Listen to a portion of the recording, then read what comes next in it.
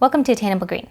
I'm Jess, and today we're going to be talking about my Zygopetalums. This is going to be a Zygopetalum update video. This is a Collab video with other YouTubers, and I'm going to list their names on the screen above and also in the description below. Everyone grows orchids a little differently, so please check out all the other YouTubers to find out if their setup and their climate is similar to yours and how you grow your plants.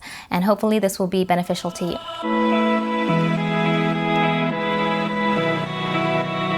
This year I downsized my Zygopetalum collection, so I don't have as many as I did in prior years, and also because of the drought, some of the plants are not in the best of shape. So for the 22 season, I'm definitely going to be focusing on rehabbing some of these plants, getting them repotted, and also just giving them a good setup and growing season so that they can flourish for the upcoming year. I'm going to go over some of my plants, and I'm going to start with the biggest one to the smallest one, and then just kind of general notes about these plants and how I take care of them and how they fare so far. The first plant is the Qfami. Now this plant is fairly large. It's in an 8-inch pot and it's packed in a mix of sphagnum moss, coconut husk, and leca. And as you can see, this plant is not doing the best. In fact, a lot of the growth in the center has started to die off.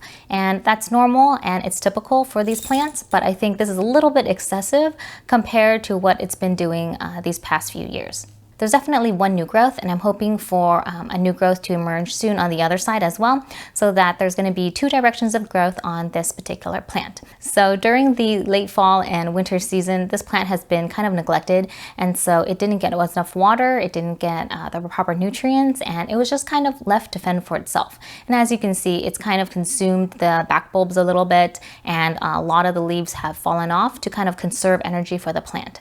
This plant is not dead, it's not dying, but it definitely needs a little bit more help.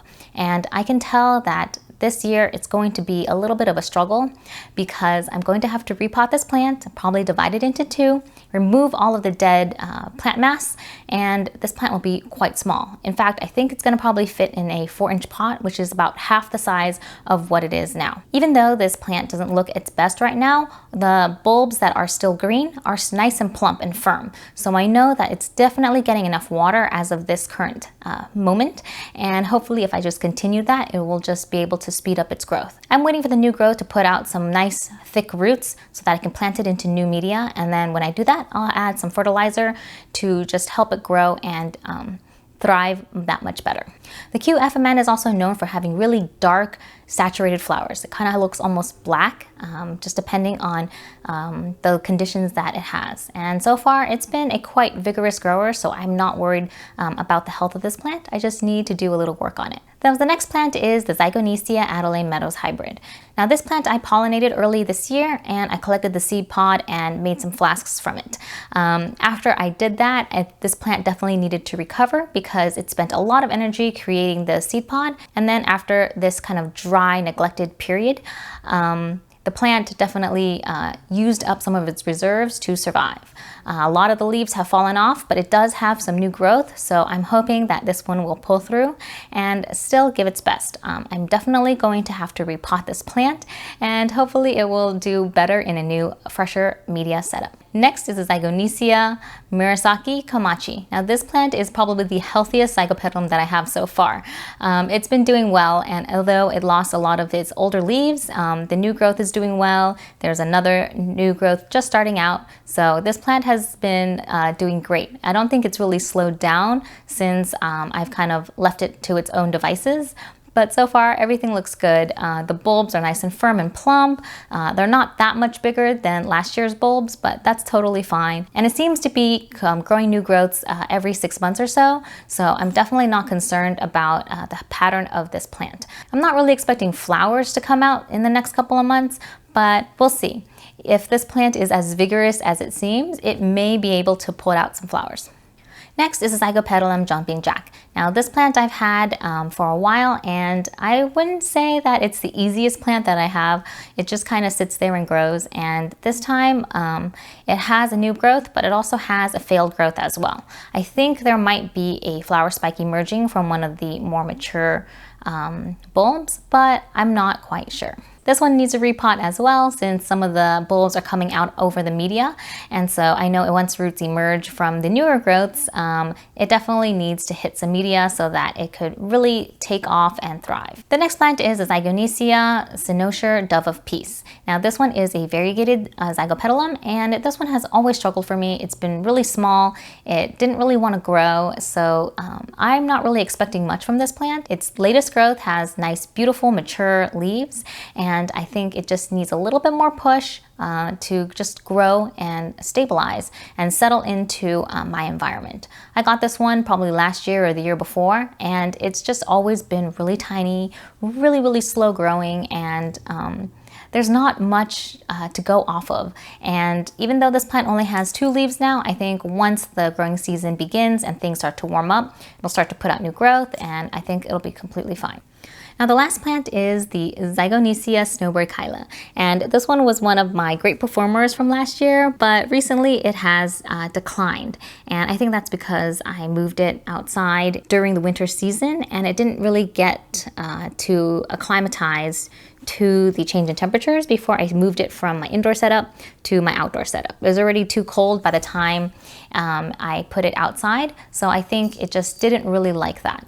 It has a couple of failed growths, and there was a new growth, but it didn't really do well. And I think it's starting to have a bacterial issue because there's kind of a fishy smell about it.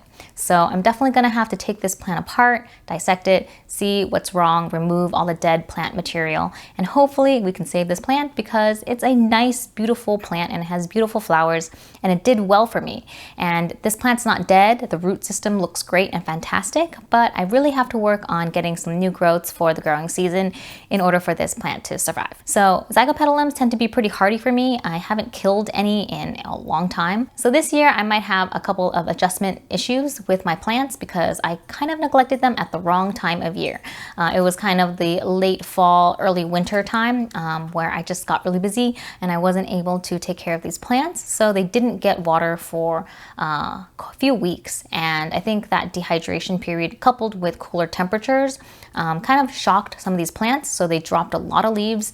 And even though the newest growth has leaves and they're doing well, I can do a lot better to maintain more leaves on these plants. Despite that, these plants are doing well. All of them have fully plumped pseudobulbs, so they're not shriveled up. The ones that are still remaining that haven't been completely desiccated or that are really old, everything fits within the natural life cycle of the Zygopetalum. And so far, they're just chugging along. I think I can give it a little bit of boost and help it thrive and be a lot healthier than they are right now. But I just wanted to share with you that even though you can have a great growing year, every year can be a little bit different. So last year I got a lot of my Zygopetalums to flower and bloom and they looked fantastic. And then towards the end of the year I kind of forgot about them and then they just declined. So now is the time to kind of pick up the slack and reset these plants, and so the next growing season they can be a lot better and healthier and look better. And it's a nice chance to restart so that all the leaves that are coming out now will look beautiful and they won't look spotted. I haven't had any more leaf spotting issues since all the old leaves have gone and died off. All the new leaves are now looking nice and clean and healthy. So hopefully I'm be able to maintain that for the seasons coming up. So that is my update on the Zygopetalums. I hope that was helpful to you and you learned a little bit about what's going on in my collection. If you have any questions, feel free to leave them in the comments. And I really hope you'll check out all the other YouTubers as part of this care collab. And thank you guys so much for watching. I'll see you in the next episode. Bye.